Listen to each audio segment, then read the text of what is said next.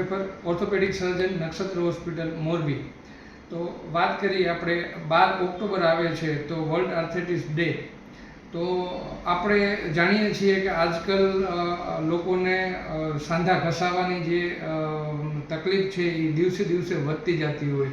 હવે એમાં આપણે ગોઠણનો સાંધો ગણીએ, થાપાનો સાંધો ગણીએ, કમરના સાંધા ગણીએ, ડોકના સાંધા ગણીએ, આપણે હાથના સાંધા ગણીએ, તો બધી જગ્યાએ જે છે એ સાંધો ઘસાવાની જે પ્રક્રિયા છે એ દિવસે દિવસે આપણને વધુ જોવા મળે છે।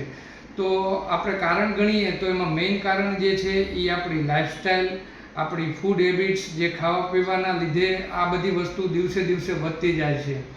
સેડેન્ટરી લાઈફમાં આપણે ગણીએ તો આપણી કોઈ પણ જાતની એક્ટિવિટી નથી હોતી, આપણે ઓફિશિયલ વર્ક વધતું જાય છે દિવસે દિવસે, એના લીધે આપણા જે સાંધા છે એની મૂવમેન્ટ ઘટતી હોય છે અને એના લીધે જે છે ઘસારાની પ્રક્રિયા છે એ વધતી જતી હોય છે।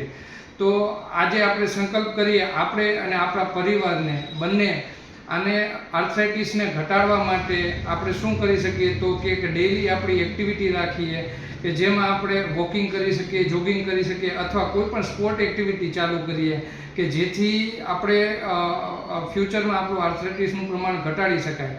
તો ખાસ કરીને નાના બાળકોમાં આપણે જે મોબાઈલનો યુઝ વધતો જાય છે તો આપણે એને પ્રેરિત કરીએ કે બહાર જે છે એ રમતગમતનો પ્રોગ્રામ કરે, પ્લસ આપણે જે એડલ્ટ લાઈફસ્ટાઈલ છે તો એમાં આપણે ટાઈમ કાઢી અને વોકિંગનો એનો સમય ફાળવીએ અને મોટી ઉંમરના છે તો એટલીસ્ટ એ વોકિંગ કરે કે જેથી દિવસમાં આપણે એને 15 થી 20 મિનિટ માટે વોકિંગ કરે તો પણ આપણે એને જોઈન્ટને બચાવી શકીએ છીએ।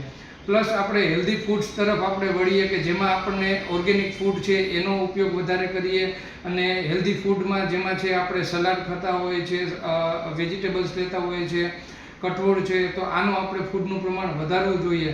પ્લસ દૂધ અને પાણી, આ બંને વસ્તુ આપણા માટે બહુ સારી વસ્તુ છે। દૂધ જેટલા પ્રમાણમાં લઈ શકીએ એમાં આપણને કેલ્શિયમ તથા પ્રોટીનનું પ્રમાણ વધારે મળે છે, તો તેથી આપણે આર્થરાઇટિસ તરફ જતા અટકીએ છીએ।